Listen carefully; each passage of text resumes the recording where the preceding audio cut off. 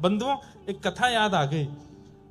भीष्म पितामह कलिकाल में एक भक्त के रूप में प्रकट हुए, जिनका नाम था सेन नाई, जो बाल काटते हैं। ऐसे एक नाई के रूप में इनका जन्म सेन नाई भक्तमाल जी में कहते हैं कि वो भीष्म पितामह का ही पुनर्अवतार है। इतना सुंदर प्रसंग है सेन नाई का, हम पहली बार सुना रहे हैं।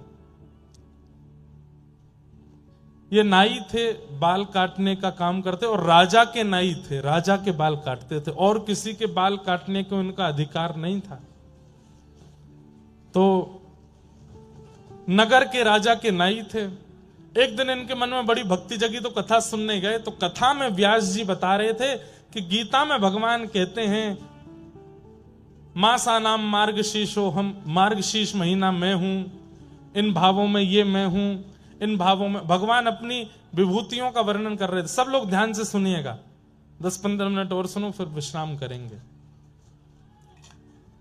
और तभी भगवान गीता में कहते हैं कि मानवों में जो राजा है वो मैं हूं। जहां कहीं भी राजा हैं, भगवान ने यह बात कही है कि राजा मेरा ही प्रतिनिधि है। राक्षसों में प्रहलाद मैं हूं, भगवान स्वयं कह रहे हैं। तो सेन नाई बैठ करके कथा सुन रहे थे, बोले कि मानवों में राजा मैं हूं, राजा मेरा ही प्रतिनिधि है। तो नाई तो बड़ा प्रसन्न हो गया, बोले मुझे ठाकुर जी मिल गए। अपने राजा की इतनी बढ़िया हजामत करते, उनके हाथ पांव दबाते, मालिश करते, खूब हाथ पैर दबाते, सिर और बढ़िया प्रेम से सेवा करने लगे। बोले कि यही हमारे भगवान हैं। अब तो वो राजा के हफ्ता में 1-2 बार जाके हजामत करते, और उसके बाद कभी समय मिलता तो कथा सुनते। एक बार कथा में व्यास जी ने बोला कि बिन गुरु के हुए ठाकुर जी प्राप्त नहीं होते।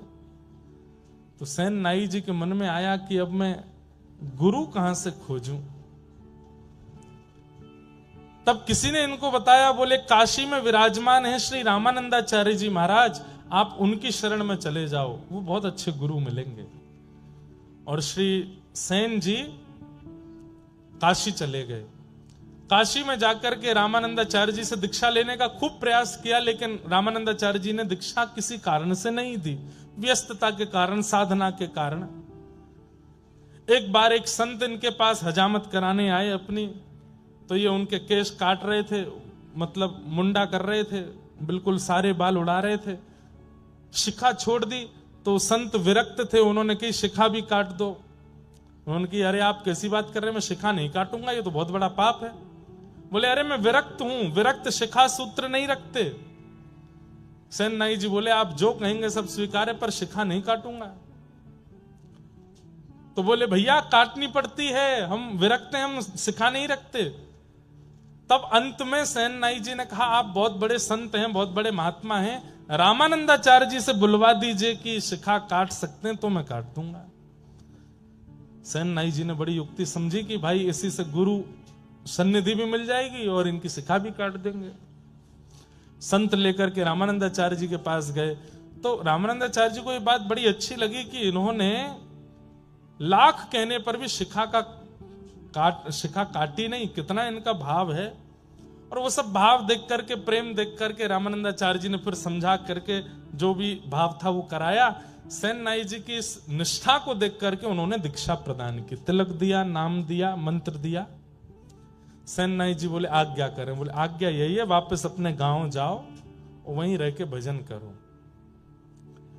तो सेन और संत जन जब भी गांव में आवे, सब काम छोड़ करके उनकी सेवा करना, ये हमारी आज्ञा है। जो मंत्र दिया है इसका जाप करो, संतों की सेवा करो। सेन नाई जी लौट करके अपने गांव आ गए। राजा ने इनको बुलवाया कि कल हमको एक दूसरे राजा से मिलने के लिए जाना है, सुबह आकर के हमारी हजामत कर दो, मालिश वालिश कर दो, उसके बाद हम स्नान करेंगे फिर जाएंगे। रात्रि में सब व्यवस्था करके सेन नाई जी सोए। सुबह उठे तो क्या देखा, कीर्तन की ध्वनि आ रही है। और तभी देखे कि अयोध्या से कुछ संतों की जमात दर्शन करने के लिए जगन्नाथपुरी जा रही है और मार्ग में इनके गांव में होके निकल रहे हैं। तभी गुरु आज्ञा स्मरण में आई कि 100 काम छोड़ के संतों की सेवा करना। सेन नाई जी काम छोड़ा नहीं, भूल गए कि राजा के यहाँ जाना है। संतों को प्रणाम किया, वो कहा हमारे घर चलें, आप सबकी मैं सेवा करूं। संतों के चरण धो रहे हैं, उनको सुंदर वस्त्र अर्पण कर रहे हैं, पत्नी के साथ बैठ के खूब सुंदर उनको प्रसाद पवा रहे हैं।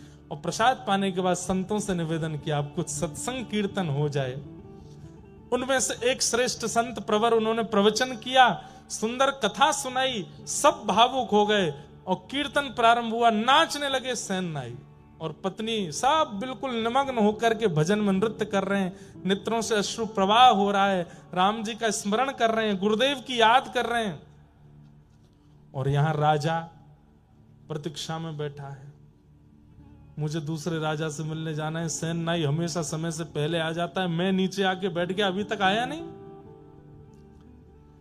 राजा ने तुरंत कहा मेरी तलवार कहां है, लेकर के आओ उसको, और इस सेन को तो मैं जाकर के देखूंगा।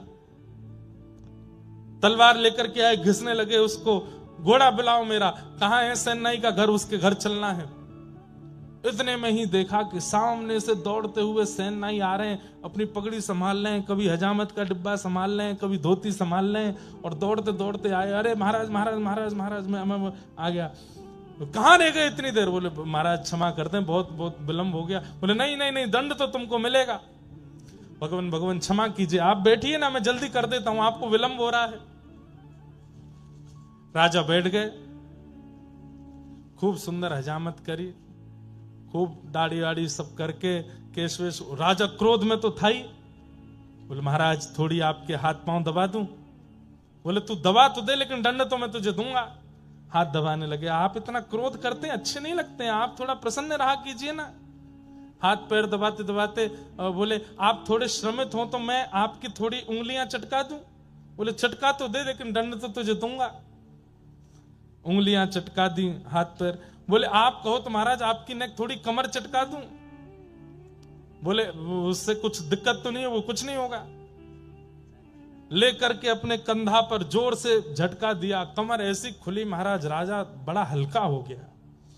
बोले सेन तू इतने दिन से आ रहा है सेवा करने, लेकिन आज तेरी सेवा बड़ी अद्भुत लग रही है, लेकिन मैं दंड तो तुझे दूंगा। अरे बिराजिए ना आप, थोड़ी आपकी कंधे की मालिश कर दूं। ऐसे ठाकुर जी यहां पर सुंदर कंधा दबाने लगे। थोड़ा गर्दन अपनी टेढ़ी कर लीजिए, टेढ़ी करके गर्दन थोड़ा इधर कुछ करने लगे तो वहां एक तेल का पात्र रखा था और तेल में प्रतिबिंब दिखाई देता है। जैसे ही तेल की ओर राजा देखने लगे, वो देख नहीं रहे थे, बस मुख इधर किया तो दिख रहा था। जैसे ही देखने लगे, सेन नाई ने जैसे ही अपना मुख इधर किया तो प्रतिबिंब में क्या दिखा? मोर मुकुट, कटाक्ष नेत्र, नाक में सुंदर नत बेसर, ऐसी मधुर मधुर मुस्कान। पीछे मुड़कर के देखें तो सेन नाई और प्रतिबिंब में देखें तो ठाकुर जी। राजा बोला ये मेरी आंखों का भ्रम है कि क्या है, पता नहीं हो क्या रहा है। नेत्र बंद करके अनुभव करे तो हाथों का स्पर्श इतनी बार राजा ने किया, लेकिन आज जैसा स्पर्श नहीं था। राजा सोचने लगे कहीं ऐसा तो नहीं है सच में ये ठाकुर जी ही हो। और बस ऐसा कहकर के राजा ने जैसे ही नेत्र खोले तो सैनिक जन खड़े थे। बोले वो सेन कहां गया? बोले वो तो आपकी मालिश कर रहा था, आप सो गए थे गहरी नींद में, तो वो बोला कि अब सब हो गया है तो मैं चलता हूं। वो तो अपनी दक्षिणा लेकर के चला गया। राजा बोला कोई बात नहीं, अब इसको अगली बार देखूंगा, अब तो तैयार होके चलता हूं। अपने वस्त्र आदि पहन करके राजा तैयार हुए। वहां सेन को पता चला कि राजा ने आज बुलाया था, मैं तो कीर्तन में रह गया। कौन आए थे? ठाकुर जी आए थे। ठाकुर जी भैया हमने बहुत रूपन में देखे, कभी ठाकुर जी नरसिंह भगत बन करके भी गए हैं। ठाकुर जी एक जगह सक्कूबाई बन के पिटाई करवाने गए अपनी, वो एक दिन वो भी कथा सुनाऊंगा। लेकिन नाई बनकर के पहली बार गए ठाकुर जी, अपने हाथ से हजामत करके आए, बाल बाल काट के आए राजा के, और मालिश करके आए, हड्डी वड्डी चटकाया है उसकी। यहां सेन नाई को जैसे याद आया, संतों को प्रणाम किया, अरे भगवान भगवान आप लोग विराजो, मैं एक काम करके आता हूं। तुरंत अपना डिब्बा लेके वही पाग वाग संभालते हुए दौड़ते हुए गए तो राजा तैयार होके बिल्कुल बाहर आ गए थे। सेन ने आकर के जैसे ही राजा को देखा, हजामत हुई है, केशवेश सब बिल्कुल बढ़िया है, बिल्कुल राजा तो बढ़िया तैयार है, केशवेशों में तेल लगा है। सेन ने आकर के कहा पूरे गांव में क्या, दूर दूर तक शहरों में भी कोई और ऐसा व्यक्ति नहीं जो मेरे अलावा राजा को स्पर्श कर सके। ये मेरी अनुपस्थिति में कौन करके गया?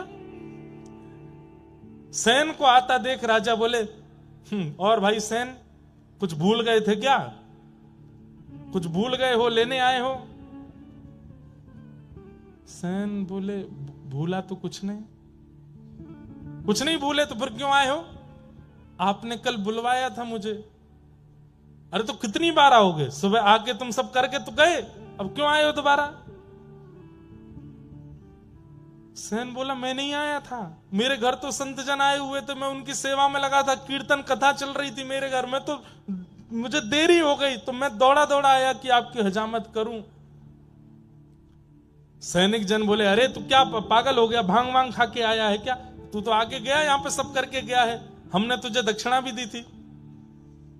और बोले, हर बार तो तू इतने 10 सोने की मोहर लेके जाता था, आज बड़ी तुझे कंजूसी चढ़ी थी, बार बार कहते एक और दे दो, थोड़ा सा और दे दो, कहां लेके जाओगे इतना, और दे दो। आज 20 सोने की मोहर लेकर के गया था। मैं नहीं आया हूं, मुझ पे नहीं है कुछ भी। राजा बोला, झूठ बोलते हो। अरे वो संतों की जमात निकल रही है, मैं उनको बुलाता हूं। संतों की जमात बुलाई गई। बोले, कहां था ये? बोले, तो हमारे साथ थे, सुबह से सेवा पूजा भजन में लगे थे, बस ये बात हुई, यहां सेन के आंसू छूटे, वहां राजा के आंसू छूटे। सेन ने कहा, सत्य में मैं था? बोले, बिल्कुल तुम जैसा ही था, लेकिन आज मैं तब कह रहा था कि स्पर्श इतना अद्भुत क्यों है।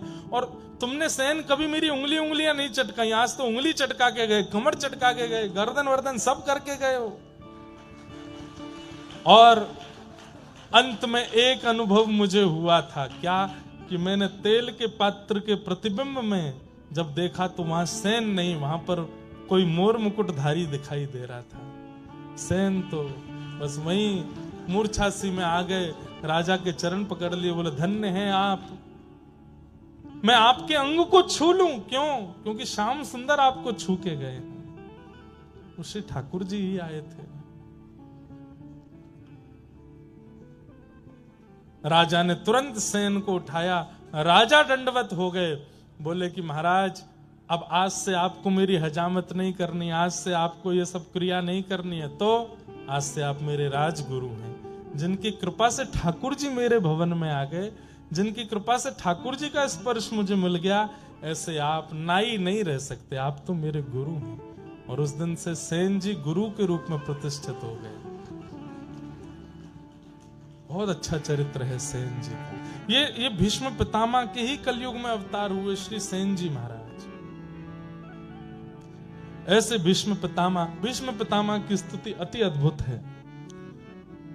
इति मति रूप कल्पिता वितृष्णा भगवत सात्वत पुंगवे विभुम्ने स्वसुखम उपगते क्वचिद विहर्तुम प्रकृतिमुपेयुषि यद्भव प्रवाह त्रिभुवन कमनं तमाल वर्णं रविकर गौरवराम्बरं दधाने वपुरलक कुलावृताननाब्जं विजय सखेरतिरस्तु मेन बध्य। भीष्म पितामह ने स्तुति गाई और स्तुति के अंत में भीष्म पितामह कह रहे हैं, नाथ मैंने आपके सारे रूप देख लिए। बहुत सुंदर स्तुति है भीष्म पितामह की, लेकिन अंत में भीष्म पितामह कहते हैं, मैंने आपके सारे रूप देखे, आपका द्वारिकाधीश रूप देखा, आपका चतुर्भुज रूप देखा, आपका विराट रूप देखा, आपका घोड़े चलाने वाला रूप देखा, सारथी रूप देखा, एक रूप नहीं देखा। कौन सा? ललित गति विलास वल गुहास प्रणय निरीक्षण कल्पितो रुमान कृतमनुकृतवत्य उन्मदान्धा प्रकृति मगन किलयस्य गोपवध्वा। जो टेढ़ी सी चाल आप ब्रजमंडल में चलते हो, जिन नेत्रों से, जिन चाल से आप ब्रज की वनिताओं के, ब्रजवासियों के चित्त का हरण करते हुए चलते हो, आपकी टेढ़ी सी पाग पर लटकने वाली वो मोती आपके गालों से स्पर्श करते रहते हैं, कटाक्ष नेत्रों से कभी इधर देखते हुए चलते हो, कोई अस्त्र शस्त्र आपके पास नहीं है, केवल वेणु वाद्य करते हुए आप चलते हो, एक चरण इधर दूसरा चरण इधर, ऐसी त्रिभंग लली करके हुए त्रिभंगी चाल जो आप चलते हो, कमर आपकी ऐसी मटकती रहती है, कभी किसी गोपी के यहाँ माखन चुराते हो, कभी किसी गैया के साथ लीला करते हो, कभी श्री किशोरी जी के साथ गिरिराज पर्वत पर कोई अनुभव करते हो। मुझे वो रूप आपका देखना है नाथ, मुझे व्रज का वह रूप आपका देखना है, वो दर्शन करना है। और उनमें भी अभी जो ये नवरात्रि के दिन चल रहे हैं,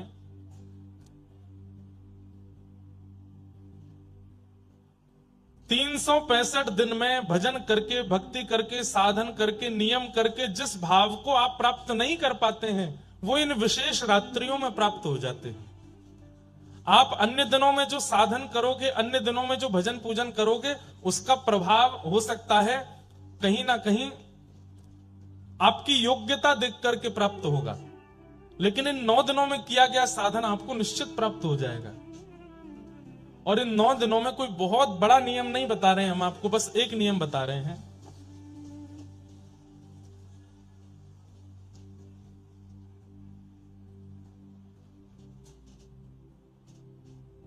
जय जय गिरिवर राज किशोरी, जय महेश मुख चंद्र चकोरी, जय गजवदन षडानन माता, जगत जननी दामिनी युति गाता, नहीं तब आदि मध्य अवसाना, अमित प्रभाव वेद नहीं जाना, भव भव विभव पराभव कारिणी, विश्व विमोहिनी स्ववस विहारी। बस ये पंक्तियां गौरी स्तुति की रोज गानी है 9 दिन तक। सुबह नहीं गा पाए हो तो आज रात्रि को स्नान करके बैठ करके आसन पर और श्री कात्यायनी पूजन कर रहे हो, इस भाव से इन श्लोकों का गान करना है। और पाना क्या चाहिए, क्या? श्री कृष्ण हमको और प्रिय हो जाए, हे मैया ऐसी कृपा कर दो, हमारी भक्ति में और वर्धन हो जाए, हमारा भजन और बढ़े, वजन नहीं भजन, भजन और बढ़ जाए। कहीं वह भूल गया ना तो वजन बढ़ ही जाएगा 9 दिनों में, भजन बढ़े, वृंदावन के प्रति प्रीति बढ़े, सदगुरु के प्रति विश्वास बढ़े, संतों की सेवा के प्रति रुचि बढ़े, आलस्य रहित हो जाए हम ठाकुर जी की सेवा में। और अंत में कह देना, यदि मैं योग्य हूं तो इस जन्म में श्री प्रिया प्रियतम का नित्य विहार दिख जाए। 9 दिन करके देख लीजिए, क्या पता श्री जानकी जी की कृपा, किशोरी जी की कृपा, जगदम्बा की कृपा इन 9 दिनों में हो जाए और श्री प्रिया प्रियतम हमें प्राप्त। और इसमें संशय मत कीजिए, ये विश्वास के साथ कीजिए कि होगा ही होगा। क्यों? क्योंकि इन्होंने ही गोपियों को मिलाया है ठाकुर जी से, इन्होंने ही रुक्मणी जी को मिलाया ठाकुर जी से, इन्होंने ही सीता जी को मिलाया राम जी से। हमें नहीं मिलाएंगे? निश्चित मिलाएंगे। तो 9 दिन ये गौरी स्तुति की 4 पंक्तियां हैं, इनको रोज करना और कुछ मत करिए पूरे दिन। हम तो चकाचक दाल बाटी खा के आए आज हनुमान जी के पास जाके। कोई हमसे बोला महाराज जी नवरात्रि का आज व्रत है। मैंने कि देखो, अगर तुमको लगता है कि ये अन्न है तो मत खाओ, और लगता है कि हनुमान जी का प्रसाद है तो फिर छोड़ना मत। मैं प्रसाद छोड़ोगे तो अपराध लगेगा और अन्न खाओगे तो पाप लगेगा। अब सोच लो क्या करना है। हमारी बढ़िया रीति है। देखो, आप कहोगे महाराज जी तो फिर घर में भी तो अन्न ठाकुर जी को भोग लगाने के बाद प्रसाद हो गया, उसको भी पा सकते हैं। वो आपने अपने पैसे से खरीदा, अपने हाथ से बनाया, बना करके सिद्ध करके ठाकुर जी को भोग लगाया है। पर मंदिर में तो ठाकुर जी के सन्मुख का प्रसाद आपको दिया गया है। आपने प्रयास करके, आपने खरीद करके नहीं दिया, वहां पर अपने धन से नहीं खरीदा उसको। ठाकुर जी का प्रसाद है। तो अन्न के प्रति, प्रसाद के प्रति अन्न बुद्धि यदि रखोगे तो वो दोष युक्त होगा, लेकिन प्रसाद के प्रति प्रसाद बुद्धि। लेकिन याद रहे, फिर कहीं ऐसा नहीं हो कि अभी नवरात्रि के व्रत चल रहे हैं और याद आई कि वो वाले हनुमान जी का लड्डू बहुत बढ़िया मिलता, महाराज जी ने कह दिया है कि प्रसाद के प्रति अन्न बुद्धि मत रखो, खाने चलते हैं। नहीं, दोष लगेगा, क्योंकि आप जीव के आकर्षण में वहां जा रहे हो, प्रसाद के आकर्षण में नहीं। प्रसाद के आकर्षण में जीव का स्वाद नहीं होता, प्रसाद के आकर्षण में तो प्रसाद का स्वाद होता है। तो नवरात्रि के दिन है, कई लोग बहुत नियम करते हैं, हमारा भी नित्य हवन का नियम है, लेकिन हम आपसे बहुत स्पष्ट कह रहे हैं, सब नियम एक तरफ और गौरी स्तुति का भाव से पाठ एक तरफ, इससे ज्यादा कुछ नहीं करना है। केवल गौरी को सुंदर सुंदर रागों में, अगर राग आते हो तो रागों में, राग नहीं आता हो तो केवल भाव से ही ये गौरी स्तुति सुना दीजिए और बस मांग लीजिए कि हमें श्री कृष्ण चाहिए। इन 9 दिनों में आपकी की गई समस्त भावना पूरी होगी होगी होगी, निश्चित होगी। आज प्रथम दिन है, आज श्री शैलपुत्री मैया का पूजन होता है। शैलपुत्री मैया, अब देखो हम 9 देवियों के हर दिन, आज एक ही बताएंगे, कल 2 देवियों के बता देंगे, परसों 3, ताकि 7 दिन में पूरे हो जाए 9 दिन। शैलपुत्री मैया जो है ये धैर्य का प्रतीक है। धैर्य किसको कहते हैं? पेशेंस, सहनशीलता, जो हम लोगों में बिल्कुल भी नहीं है। आज के दिन शैलपुत्री मैया का पूजन करने से धैर्य का वर्धन होता है, और धैर्य की कामना से ही आज का पूजन करना चाहिए कि हमारे अंदर धैर्य आवे। बहुत विचलित रहते हैं हम, आंख बंद करते इधर उधर भागता है हमारा मन। हे किशोरी जी, हे जानकी जी, हे श्री दुर्गा मैया, कृपा करना हमारे चित्त में धैर्य आवे। हे शैलपुत्री मैया, धैर्य, सहनशीलता। धैर्य के बिना मन एकाग्र नहीं रहता, मन विचलित रहता है यहां वहां, और भजन में धैर्य बहुत जरूरी है। तो आज के दिन शैलपुत्री मैया को पूजन इसलिए करते हैं ताकि उससे हमारे चित्त में धैर्य आवे। धैर्यवान नहीं है हम लोग, जरा कोई हमसे हमारी वास्तविकता बता दे तो हम मचल जाते हैं। कोई जरा आके हमसे कह दे तुम बहुत लोभी हो तो क्रोध आने लगता है। लेकिन चाहे दुनिया कुछ भी कह दे, हमारे चित्त को कोई फर्क ना पड़े, तो इसका मतलब आपके चित्त में धैर्य है, और वो धैर्य शैलपुत्री मैया प्रदान करती हैं। तो ऐसी शैलपुत्री मैया को हम बारंबार प्रणाम करते हैं, वंदन करते हैं। आज प्रथम देवी, अब बाकी की देवियों के रोज हम एक एक देवी का स्पर्श करते हुए चलेंगे ताकि उनसे वह भाव हमें प्राप्त हो सके। हर वस्तु का प्रारंभ, चाहे वो विवाह का प्रारंभ हो, चाहे वो आपके नव जीवन का प्रारंभ हो, चाहे वो आपके नव कार्य का प्रारंभ हो, चाहे वो आपके नए व्यापार का प्रारंभ हो, नए संबंध का प्रारंभ हो, यदि उसमें धैर्य की नींव नहीं है वो टिक नहीं पाएगा। धैर्य यदि नहीं है तो वो धराशायी हो जाएगा। इसलिए नवरात्रि में पहले दिन शैलपुत्री मैया का पूजन किया जाता है, क्योंकि वो धैर्य की देवी है, धैर्य प्रदान करते हैं। तो आज की मैया से हम प्रार्थना करें कि आप हमें धैर्य प्रदान करो, हमारे चित्त में स्थिरता आवे, धैर्य आवे, पेशेंस आवे। ऐसी मैया को हम प्रणाम करते हैं। प्रयच्छति गुरु प्रीतो वैकुंठम योगी दुर्लभम। हमारी भागवत जी के तो महात्मा में ही कह दिया कि गुरु प्रसन्न होंगे तो बड़े बड़े योगियों को, सिद्धियों को भी जो प्राप्त नहीं है वो आपको प्राप्त हो जाएगा गुरु प्रसन्नता से। अद्भुत महाराज जी के भाव। अब हम लोग आगे के क्रम में प्रवेश करें। कल खूब जोर की वर्षा आ गई थी तो प्रसंग आधा ही रह गया, तो रात में नरसिंह मेहता हमारे सपने में आए। हमने की क्या हुआ महाराज? तो बोले बस प्रसंग पूरा करके आइए जल्दी। मैंने कहा आज जाति कथा में करेंगे। तो कल हम लोग सुन रहे थे कि कुछ संतों की जमात, ये प्रसंग सुना क्यों रहे थे कि ईर्ष्यालुओं को ठाकुर जी नहीं मिलते। आपके अंदर कितने दोष हैं अपने आप लिखिए, हमारे कहने से काम करेंगे। यहां पर जितने भी दंपति बैठे हैं, पति पत्नी, यहां पर जितने भी बहन भाई बैठे हैं, यहां पर जितने भी मित्र बैठे हैं, यहां पर जितने भी आपस के सगे बैठे हैं, युगल युगल जोड़ी बना लीजिए। और कथा से जाने के बाद आप लोगों को एक काम करना है पति पत्नी एक दूसरे को पर्चा और पेन दे में और एक दूसरे से कहें, तुमको मुझ में जितने दोष दिखते हैं सब लिख करके मुझे दिखाओ। पत्नी पति के लिखे, पति पत्नी के लिखे,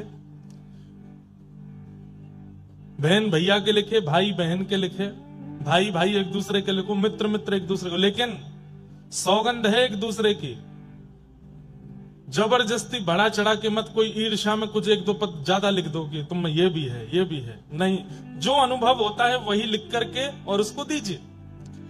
ये बहुत बड़ी एक प्रक्रिया है, आपस में देख करके फिर अनुभव कीजिएगा, आपके शायद नेत्र खुल जाएंगे।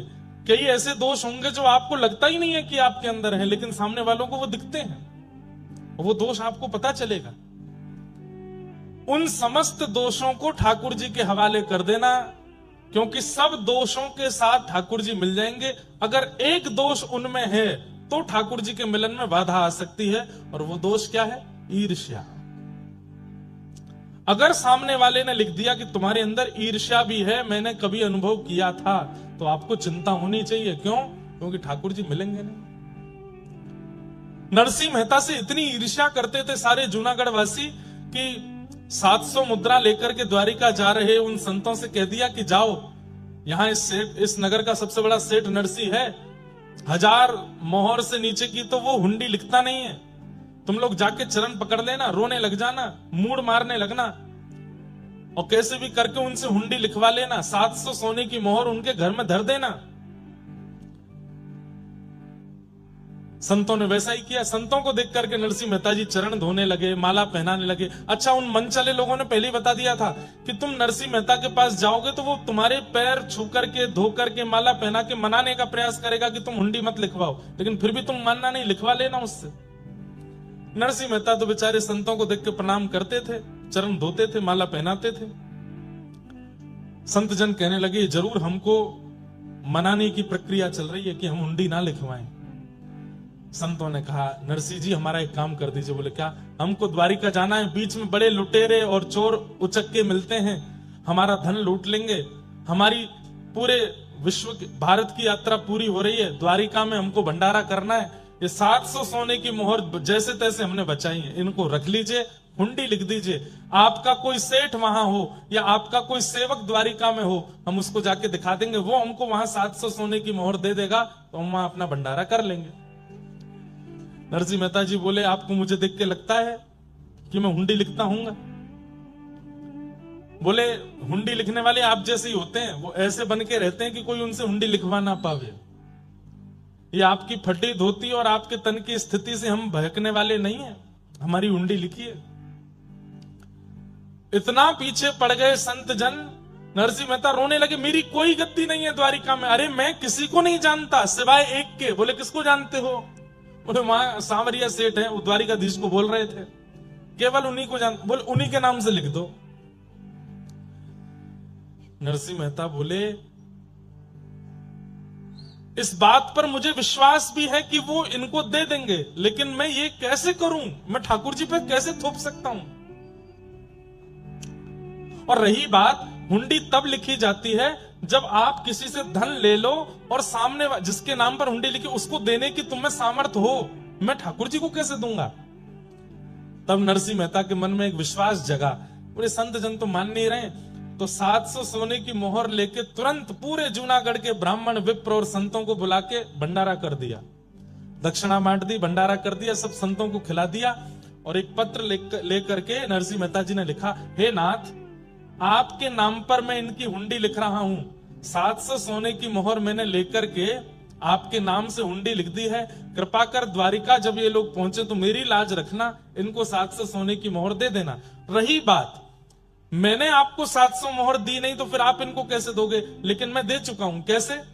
बोले, संतों के, ब्राह्मणों के हृदय में आप रहते हो, 700 सोने की मोहर का भंडारा करके मैंने आपको दे दिया है, इसलिए आप इनको दे दीजिएगा। संतों को पवा दिया, मतलब ठाकुर जी तक पहुंच गया। बंधुओं, ठाकुर जी के संग कोई प्रक्रिया करने की इच्छा हो और ठाकुर जी नहीं मिल रहे हो, तो किसी साधु, किसी महात्मा, किसी भक्त, किसी वैष्णव के साथ वो प्रक्रिया कर लो। प्रक्रिया के रूप में भोजन पवा दो, प्रक्रिया के रूप में उनको सुंदर वस्त्र दे दो, प्रक्रिया के रूप में उनका श्रृंगार कर दो, तिलक चंदन लगा दो, प्रक्रिया के रूप में उन्हें दक्षिणा दे दो, प्रक्रिया के रूप में इत्र लगा के सुगंधित कर दो, प्रक्रिया के रूप में माला पहना दो। कुछ बना के पवाने की इच्छा ठाकुर जी को है, संतों को पवा दो, क्योंकि संत सीधी डिलीवरी कराते हैं। ठाकुर जी भगवान का ब्लिंकेट है संत जन। ठाकुर जी के पोस्टमैन हैं सारे संत जन, भक्त जन, वैष्णव जन। जो ठाकुर जी को देना हो इनको दे दो, सब पहुंच जाता है वहां पे।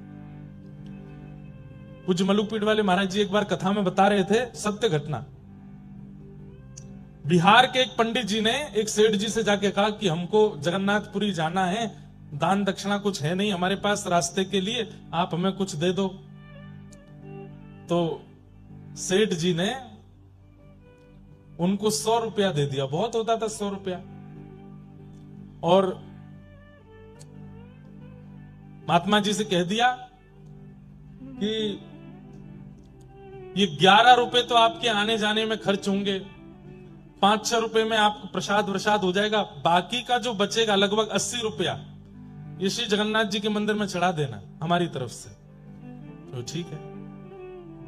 महात्मा गए, जगन्नाथपुरी पहुंच करके उन्होंने खूब सुंदर सेवा करी, संत जनों को खूब प्रसाद पवाया, प्रसाद पवा के भंडारा आदि करा करके अंत में 11 रुपया बचा, 11 रुपया मंदिर में चढ़ा दिया। अब सेठ जी बोले मैं सेठ जी को जाके बता दूंगा कि भाई हम 80 तो नहीं चढ़ा पाए, 11 बचे तो 11 चढ़ा दिए। सेठ जी से जाकर के कहा कि देखो सेठ जी, हमने वहां भंडारा आदि किया तो खर्चा बहुत ज्यादा हो गया, आपने 80 रुपए के लिए कहा था, इतने की टिकट बनी, इतने का प्रसाद हुआ, इतने का हमने भंडारा कर दिया, 11 रुपया बचा था वो हमने महाप्रभु जगन्नाथ जी को अर्पित कर दिया। 100 में से 11 गए, कितने बचे? 100 में से 11 गए, कितने बचे? 89। सब कुछ संतों की सेवा में लगा दिया, 11 रुपए मंदिर में चढ़ा। तो सेठ जी के मन में आया मैंने 80 के लिए बोला था, इन्होंने 11 ही क्यों चढ़ाए, चलो कोई बात नहीं 11 चढ़ गए तो अच्छा है। ये सोच कर के सेठ जी जब सोए तो रात्रि में महाप्रभु जगन्नाथ स्वप्न में आए और स्वप्न में आकर के बोले तुमने 100 रुपए देकर के एक संत को भेजा था? बोले हाँ, उसमें से 89 रुपए हमने रख लिए हैं, 11 हमने छोड़ दिए हैं। सेठ जी उठ करके बैठ गए, बोले कि संत तो बता रहे थे कि उन्होंने 11 रुपए चढ़ाए, ठाकुर जी कह रहे हैं मैंने इतने रुपए रख लिए। दूसरे दिन जाके जब संत से पूछा कि ये ऐसे स्वप्न में ठाकुर जी ने हमको बताया, तो संत के नेत्र सजल हो गए।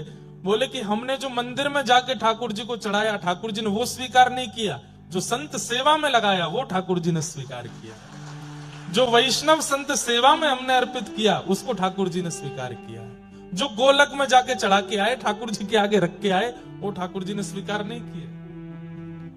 इसका मतलब ये नहीं कि आप भी मत चढ़ाओ, चढ़ाओ, मंदिर की प्रशासन की व्यवस्था के लिए तो चढ़ाओ, लेकिन उससे ज्यादा साधु सेवा, संत सेवा, वैष्णव सेवा। तो नरसिंह मेहता जी ने भी वही किया, संतों को पवा दिया और कहा द्वारिकाधीश हमने 700 सोने की मोहर भेज दी आपके पास, अब मेरी लाज रखना। संतों को हुंडी देकर के भेज दिया लिख करके। संत जन द्वारिका पहुंचे, वहां जाके ढूंढने लगे सांवलिया सेठ कहां है, कहीं नहीं मिले। पूरी द्वारिका छान मारी, कोई सांवलिया सेठ नहीं। आधी रात जब हुई, संत जन जब रोने लगे गोमती तट पे जाकर के, आहा, अब हम भक्तमाल जी रखी नहीं है, नहीं तो मैं वो छप्पे पढ़ के सुनाता, इतना सुंदर है। श्री प्रियादास जी ने इतनी सुंदर टीका करी है। कैसी सुंदर पाग बांध करके घुंघराले केश में श्री ठाकुर जी हाथ में छड़ी लेकर के, जूती पहन करके, श्रेष्ठ वस्त्र पहन करके, गले में सुंदर हार पहन के, हीरे दमकाते हुए अदब से चलते हुए आ रहे हैं। अरे भैया, हमारे सेठ श्री नरसिंह मेहता जी ने किसी को हुंडी लेकर के भेजा है क्या? जैसी नरसिंह मेहता का नाम सुना, संत जन उठ गए, बोले भैया तुम कौन? बोले हम सांवरिया सेठ। आहा, दर्शन करके सब नतमस्तक हो गए। हुंडी जैसे ही, वो लिखी हुई हुंडी जैसे ही थी, पढ़ करके ठाकुर जी ने अपने सिर से लगाया और कहा कि महाराज आप लोग कितने भाग्यशाली हैं। बोले क्यों? हमारे नरसिंह जी के दर्शन करके आए हो। बोले नरसिंह जी देखने में तो बड़े सामान्य लगते हैं और आप उनके सेवक हो, आप इतने अद्भुत लगते हो। बोले मेरे जैसे सेवक हजारों हैं उनके, नरसिंह जी तो बड़े अद्भुत हैं। 700 सोने की मोहर तुरंत पकड़ा दी। बोले ये 700 सोने की मोहर तो आपकी जो आपने दी थी वो है, इसके अलावा आप मेरे सेठ जी के यहां से आए हो तो मैं कोई कमी नहीं छोड़ना चाहता। लेकर के गए सोने की थाली में भोजन, खूब सुंदर सुंदर पकवान पवाए, संत सेवा कराई, खूब दक्षिणा ऊपर से प्रदान कर दी। संत जन बड़े प्रसन्न हुए। ठाकुर जी ने उल्टा पत्र लिखा और कहा, हे नरसिंह जी, संसार ने मुझे चोर कह करके बुलाया, संसार ने मुझे ये कह करके बुलाया, संसार ने मुझे इतने इतने लालचन लगाए, लेकिन आप कितने अच्छे हैं, आपने मुझे सेठ कह करके पुकारा, सांवरिया सेठ। मैं आपसे बहुत प्रेम करता हूं, जल्द ही आपसे मिलूंगा। ऐसा पत्र लिख करके ठाकुर जी ने संतों के द्वारा भिजवाया, जाओ हमारे सेठ जी को दे देना। नरसिंह मेहता के पास जैसे संत पहुंचे, नरसिंह मेहता बोले अब पिटाई होगी। क्यों? इनको 700 सोने की मोहर मिली नहीं होगी द्वारिका में, तभी मारने आए हैं मुझे। लौट करके संत जन आए, नरसिंह मेहता बोले भगवान मुझे क्षमा कर दो। बोले क्यों, आपको मोहर मिल गई? बोले 700 सोने की मोहर तो मिल गई, हमारा संत वो भी हो गया, ऊपर से तुम्हारे वो सेवक ने इतनी दक्षिणा दी हमको, सोने की थाली, सोने की कटोरी, सोने की चम्मच, अरे सब कुछ प्रदान किया। अरे नरसिंह मेहता जी, तुम्हारा वो सेवक इतना सुंदर था, क्या बताएं उसके रूप की। सफेद धोती, सफेद अचकन, सफेद पगड़ी, सफेद बेंत, ऐसी सुंदर उसकी जूती। नेत्र तो कहते ही बनते हैं, कमल जैसे नेत्र थे। आहा, जब बोलता था तो ऐसा लगता था जैसे मानो पुष्प बरस रहे हों। एक बार उसने हमारा स्पर्श भी किया था, क्या बताएं, उसका स्पर्श पाके तो हम धन्य हो गए। अरे नरसिंह जी, कैसा सुंदर सेवक है आपका, हमको ऐसा सेवक मिलता तो हम तो अपने पास ही रखते, अपने से दूर जाने ही नहीं देते। नरसिंह जी बोले पता नहीं किसकी बात कर रहे हैं, समझ में तो आ रहा था ठाकुर जी ने कुछ तो लीला करी होगी।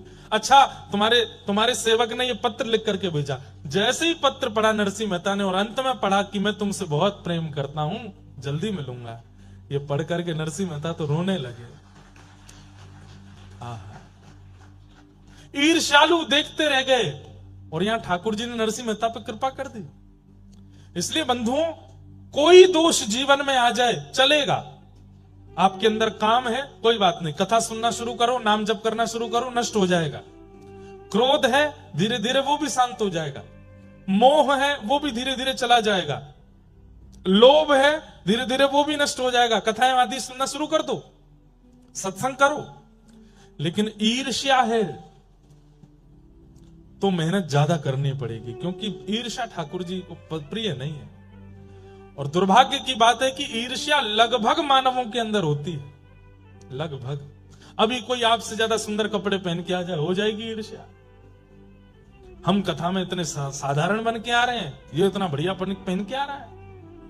हमसे बढ़िया कोई खाने लगे, कमाने लगे, हमसे बढ़िया कोई कुछ प्राप्त कर ले, हमसे बढ़िया घर बना ले, हमसे बढ़िया बच्चे हो जाएं, सब में ईर्ष्या हमारे चित्त में आती है। ईर्ष्या ये कष्ट का कारण। अरे आप लोग तो संसार की बात कर रहे हैं, हम व्यासपीठ में बैठ के कथा करते हैं, कथा करने वालों से ईर्ष्या हो जाती है लोगों को। ऐसी ऐसी ईर्ष्या के लोग हैं। लेकिन ईर्ष्यालु व्यक्ति इस बात को प्रमाण दे रहा है कि मैं कभी ठाकुर जी से नहीं मिल पाऊंगा, इसलिए वो ईर्ष्या को प्रधानता दे रहा है। इसलिए हमारी प्रार्थना, ईर्ष्या चित्त में मत लाइए। निर्मत्सराणाम सताम वैद्यम वास्तवमत्र वस्तु शिवदम तापत्रयोन्मूलनम श्रीमद्भागवते महामुनि कृते किंबा परैरीश्वरः सद्यो हृद्यवरुध्यते त्रिकृतिभिः शुश्रूषुभिस्तत्क्षणात्। श्रीमद् भागवत की कथा कैसी है? ठाकुर जी से संबंध कराती है, ठाकुर जी से कोई ना कोई संबंध कराती है। बंधुओं, ठाकुर जी से संबंध होना या ठाकुर जी के जनों से संबंध होना, ये दोनों ही कृपा की बात है। आप ठाकुर जी से संबंध नहीं बना पा रहे हो तो ठाकुर जी के जनों से संबंध बनाओ, ठाकुर जी के जनों को ही अपना मान लो, ठाकुर जी के जनों से संबंध बनाओ। आहा, अब कोई हमसे गुरु जी कहे, महाराज जी कहे, पंडित जी कहे, इंद्रेश जी कहे, समझ में आती है। एक बार एक कथा में एक बालक बोला जीजा जी। मैंने कि यार ये क्या बोल रहे हो? अरे महाराज जी, किशोरी जी हमारी बहन है और श्री लाल जी हमारे जीजा जी हैं, आप वृंदावन वासी हो, लाल जी के सखा हो, तो आप भी हमारे जीजा जी। मैंने कहा बहुत बढ़िया। हमने की साले साहब सेवा करने आ जाना। एक जगह और अद्भुत हुआ, नाथ द्वारा दर्शन करने के लिए मैं गया, तो वहां जैसे मैं पहुंचा तो एक बालक मुझसे बोला, नाना जी प्रणाम। मैंने की यार तेने नाना जी कही मुझसे? बोले कि हाँ महाराज जी, मेरी माता जी रोज आपकी कथा सुनती हैं, तो उन्होंने विचार किया कि मेरी गुरु भावना तो बन नहीं पा रही है, तो मैं इनको पिता मान लेती हूँ अपना। जय हो महाराज जी। श्री वृंदावन बिहारी लाल की, श्री राधा रमण लाल की, श्री राधा रसिक बिहारी लाल की, श्री जटेरी धाम की, स्वामी श्री हरदास जी महाराज की जय जय श्री राधे जय। तो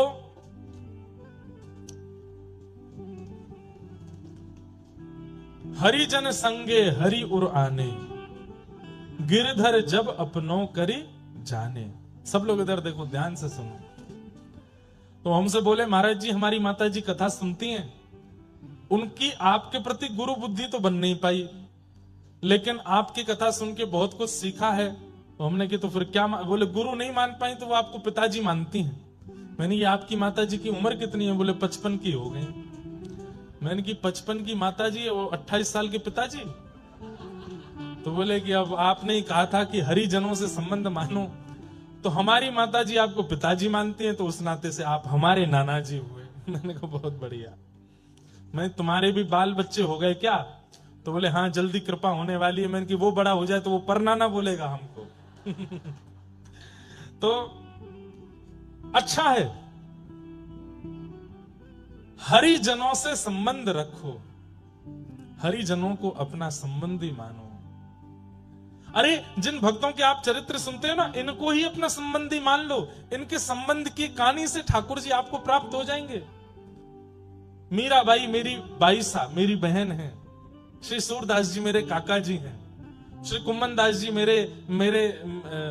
मेरे चाचा हैं, श्री गोस्वामी तुलसीदास जी हमारे बड़े पिताजी हैं। ऐसे करके सबको संबंध, और ये गोपनीय रखने हैं, सबको बताने नहीं है। इन सबसे संबंध, भक्तों से संबंध बना लिया जाए तो फिर ठाकुर जी आपसे संबंध बनाएंगे। आपको ठाकुर जी से नहीं बनाना पड़ेगा। अभी आप कहते हो ठाकुर जी आप मेरे लाला हो, ठाकुर जी आप मेरे पति हो, ठाकुर जी आप मेरे ये हो, आप कह रहे हो, ठाकुर जी मान रहे हैं कि नहीं इसका नहीं पता। ठाकुर जी माने उसका पता कैसे चलेगा? तो बोले भक्तों से संबंध बनाओ। भक्तों से आपका संबंध बन गया तो ठाकुर जी आपसे संबंध बनाएंगे, ठाकुर जी आपको अपना कुछ बनाएंगे। वैद्यम वास्तव मत्र वस्तु शिवदम, श्रीमद् भागवत ठाकुर जी के प्रति संबंध को प्रगाढ़ करती है, कल्याणकारी संबंध कराती है। तापत्रयोन्मूलनम, तथा सुनने वाले को फिर जीवन में कभी कष्ट का अनुभव नहीं होता। श्रीमद् भागवते महामुनि कृते किंबा परिरीश्वरः सद्यो हृद्यवरुध्यते त्रिकृतिभिः शुश्रूषुभिस्तत्क्षणात्। ऐसी भागवत की कथा को हम बारंबार प्रणाम करते हैं, बारंबार वंदन करते हैं। नैमिषारण्य क्षेत्र में 88,000 सोनिकादि ऋषियों ने सूत जी से 6 प्रश्न किए और इन्हीं 6 प्रश्नों के उत्तर में सूत जी कथा कहना प्रारंभ करते हैं। अनेक विषयों का उत्तर देते हुए श्री सूत जी महाराज ने भागवत की रचना का प्रसंग बताया। बहुत ध्यान से सुनिएगा। श्री वेदव्यास जी महाराज ने 4 वेदों की रचना की, महाभारत की रचना की, 18 उपपुराण 17 महापुराणों की रचना की, तब भी मन को शांति नहीं मिली। तब नारद जी महाराज की कृपा से उन्होंने श्रीमद् भागवत को रचना कार्य किया। नारद जी महाराज ने जाकर के कहा कि भगवान के प्रभाव नहीं, भगवान के स्वभाव का वर्णन करो, तब मन को शांति मिलेगी। तब श्रीमद् भागवत की रचना हुई। वेदव्यास जी ने वही भागवत की कथा अपने पुत्र सुखदेव जी को प्रदान की। सुखदेव जी ने यही कथा श्री परीक्षित जी को सुनाई। परीक्षित कौन है? पांडवों के वंशधर। इन परीक्षित जी को 7 दिन में मरने का श्राप लगा। सौनकादि ऋषियों ने पूछा ऐसा क्या हुआ कि इनको 7 दिन में मरने का श्राप लगा, तो यहां महाभारत का थोड़ा प्रसंग सुनाया गया। पाहि पाहि महायोगिन देव देव जगतपते, नान्यम तद्भयं पश्ये यत्र मृत्यु परस्परम। बहुत सावधानी से सुनो। उत्तरा के गर्भस्थ शिशु बालक को बचाना,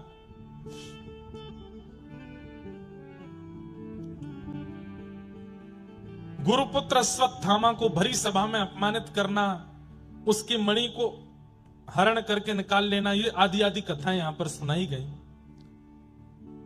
एक प्रकार से पांडवों का युद्ध विजय करा करके और थोड़े बहुत जो कार्य थे उनको समाप्त करके भगवान पांडवों को हस्तिनापुर का राजा बना के द्वारिका प्रस्थान कर रहे हैं। अब हम यहां से कथा सुनेंगे।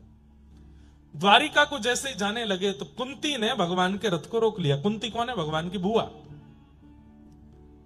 बोले नाथ आप जा रहे हो? बोले बुआ अब देखो युधिष्ठिर राजा हो गया हस्तिनापुर का, आप लोगों का कष्ट खत्म हो गया।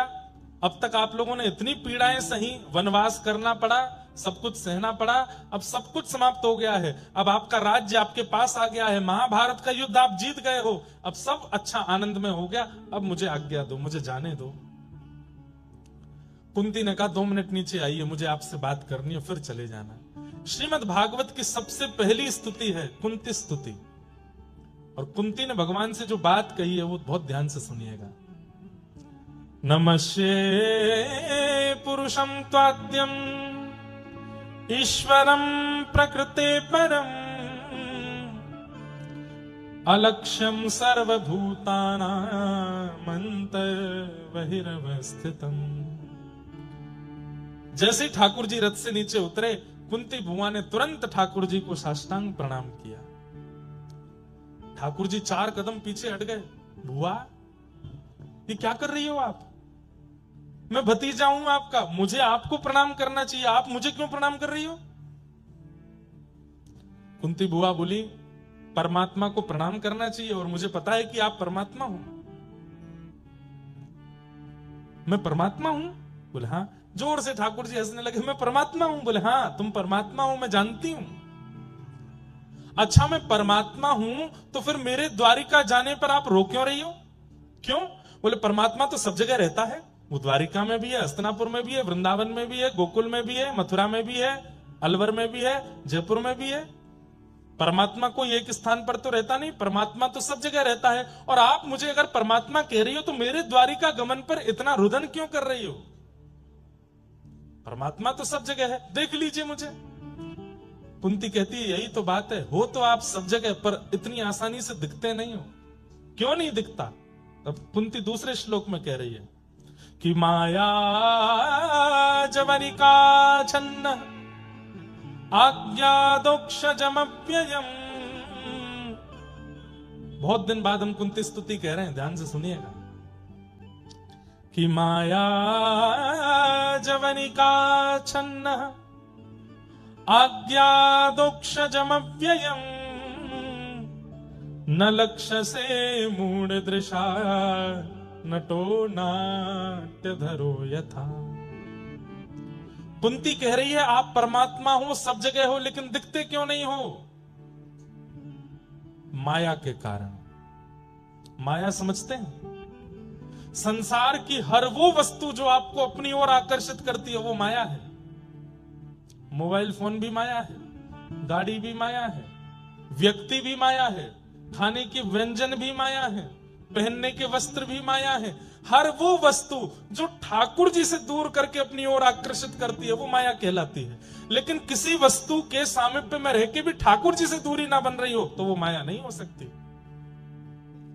आप 1.5 करोड़ की गाड़ी में बैठे हो, लेकिन गाड़ी में बैठ करके भी वृंदावन की याद में रो रहे हो तो आप माया की चपेट में नहीं हो। आप 56 भोग के बीच में बैठ करके भी जीव में स्वाद नहीं आने दे रहे हो और केवल श्री वृंदावन श्री वृंदावन श्री वृंदावन कह करके आनंदित हो रहे हो तो आप माया के चपेटे में नहीं हो। आप 2 लाख 2.5 लाख का फोन पास में रख करके भी केवल कथा श्रवण करते हो तो आप माया के चपेटे में नहीं हो। आप गले में स्वर्ण पहन के हाथों में स्वर्ण और हीरा धारण करके भी अगर भगवान की भक्ति में लीन रहते हो तो आप माया के चपेटे में नहीं हो। और एक बात बोले, मायावी व्यक्ति अलग ही दिख जाता है। उसके सिर पर कृष्ण नहीं सवार होते, उसके सिर पर धन, उसके सिर पर ऐश्वर्य, उसके सिर पर नाम, उसके सिर पर अभिमान, ये सब सवार रहता है। वो मायावी व्यक्ति है, माया के चपेटे में है। और जो माया के चपेटे में आ जाता है उसको सब जगह होते हुए भी ठाकुर जी नहीं दिखते, उसको मंदिर में भी ठाकुर जी नहीं दिखते। एक बार एक व्यक्ति मेरे साथ श्रीनाथ जी दर्शन करने गया, नाथ द्वार। मेरी श्रीनाथ जी के दर्शन में मुझे बहुत सुख मिलता है, सब जगह ही मिलता है, पर राधा रमण जी, श्रीनाथ जी, तिरुपति बालाजी, कुछ स्थान है जहां पर मैं स्थिर हो जाता हूं।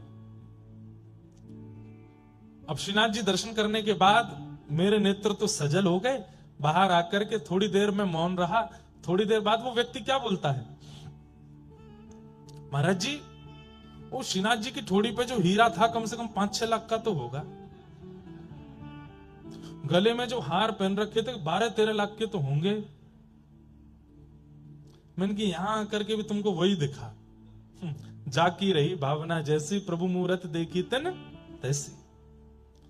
प्रॉपर्टी डीलर होते हैं ना, वो दुनिया के किसी कोने में चले जाएंगे, यहां जमीन के भाव कितने होंगे भैया, वो यही काम करते रहते हैं। कामी व्यक्ति जहां जाता है वहां काम दिख जाता है, धनवान व्यक्ति जहां जाता है उसको वहां धनी धन दिखता रहता है। हमारे साथ एक पंडित जी रहते थे पहले, अब नहीं रहते, वो अब ज्यादा व्यस्त हो गए। वो जहां जाते, महाराज जी घर कितने का होगा, ये कमरा कम से कम 20-22 लाख का तो बना होगा है, ये टेबल कम से कम इतने की तो आई, मैं तुमको खरीदनी है क्या? अब हम तो घरों में जाते रहते, तो ये थोड़ी है तो सब जगह वही देखना।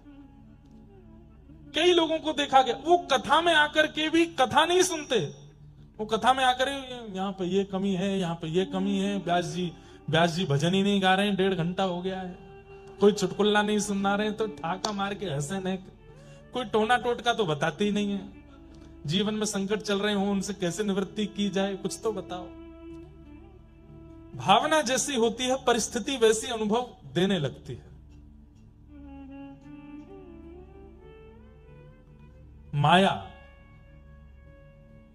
माया जवनिका छन्न।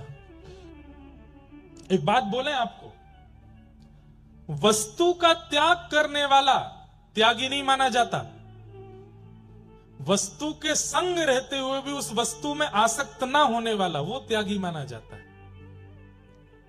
पत्नी छोड़ दिए, बच्चे छोड़ दिए, घर छोड़ दिया, परिवार छोड़ दिया, संपत्ति छोड़ दिया, रहने लगे पहाड़ी के ऊपर जाके, लेकिन रोज रोते हैं क्यों? पत्नी की याद आ रही है, बच्चों की याद आ रही है, मैंने करोड़ों कमाया था सब छोड़ छाड़ के आना पड़ा।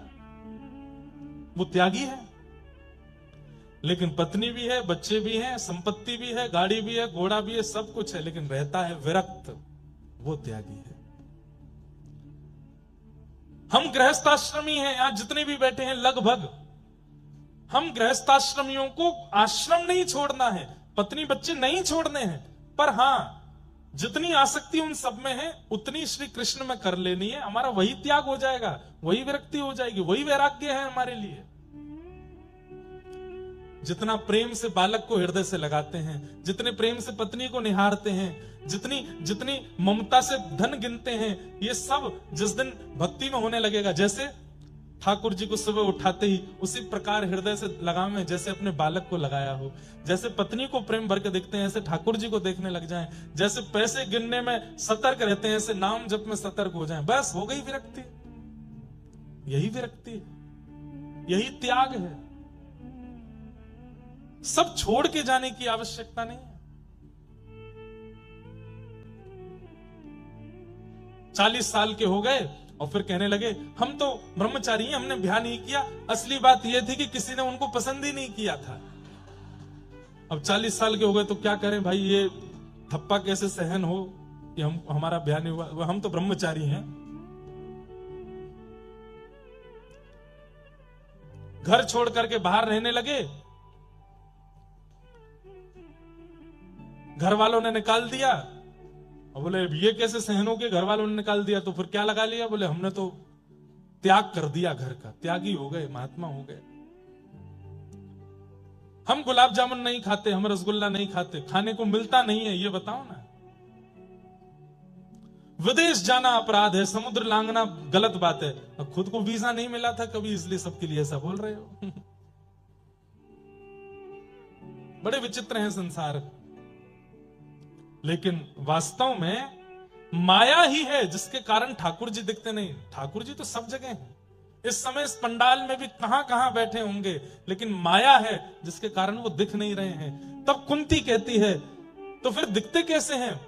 बोले जैसे कठपुतली का नृत्य होता है ठाकुर जी, तो कठपुतली नाचती है, गाती है, हंसती है, खेलती है, सब कुछ कठपुतली करती है, और दर्शनार्थी ताली बजाते हैं, अरे देखो कठपुतली नाच रही है, कठपुतली हंस रही है, कठपुतली रो रही है। लेकिन गलती से किसी ने आकर के कठपुतली के पीछे वाला पर्दा अगर हटा दिया तो सारा भेद खुल जाएगा। ओहो, पीछे बैठा एक आदमी उंगलियों से नचा रहा है। ठीक वैसे ही संसार का हर वस्तु, हर व्यक्ति कठपुतली है। हमें ऐसा दिखता, ओहो ये इतना बड़ा आदमी बन गया, अरे उसके साथ बहुत बुरा हो गया, अरे ये मर गया, अरे ये जी गया, सब कठपुतली हैं। लेकिन जिस दिन सदगुरु आकर के माया का पर्दा हटा देंगे, सब पता चल जाएगा, पीछे बैठे ठाकुर जी ही सब कर रहे हैं, कठपुतली की अपनी कोई सामर्थ्य नहीं थी। माया जवनिका छन्न आज्ञा दोक्षजमव्ययम, न लक्ष्य से मूढ़ दिशा नटो नाट्य धरो यथा। जैसे एक नाटक में नचाने वाला, कठपुतलियों को प्रदर्शित करने वाला कठपुतलियों की वास्तविकता अनुभव करा देता है, लेकिन भेद अगर खुल जाए तो फिर हंसी आती है कि हम जिस कठपुतली के मरने पर रो रहे थे वो तो पीछे से एक्टिंग करवाई जा रही थी। यही है संसार में, हम सब कठपुतली हैं, हम सब कठपुतली।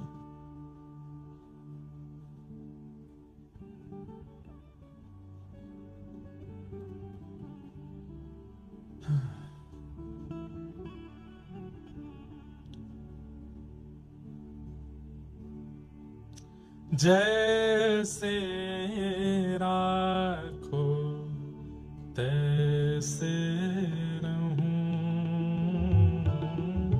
जैसे राखो तैसे रहूं, हाँ जैसे राखो तैसे रहूं, जैसे हे नाथ आप जैसे चाहोगे हम वैसे नहीं। मारा गिरधर लाल थारो न चायो नाचूं रे, मारा गिरधर लाल। जैसे आप नचाओगे नाचेंगे नाथ, जैसे आप रखना चाहो रहेंगे ना। आओ भाव से गा लो। मारा गिरधर लाल थारो नचायो नाचूं रे, मारा गिरधर लाल थारो नचायो नाचूं रे, ओ मैं तो थारो नचायो थारो नचायो नाचूं, थारो नचायो नाचूं,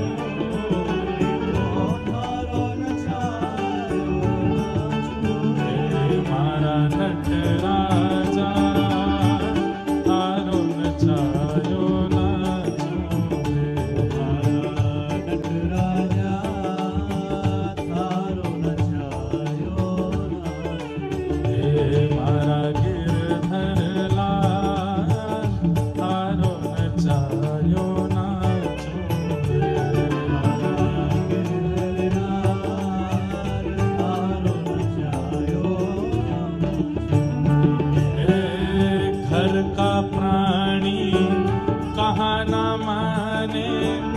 मन मन खुशी मनाऊं, घर का भाई कहाँ न माने, मन मन खुशी का भाव से, ओ घर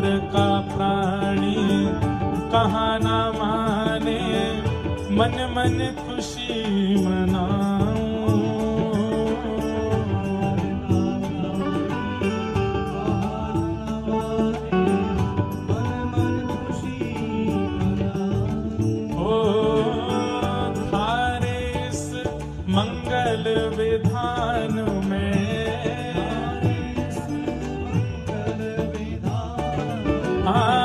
थारे इस मंगल विधान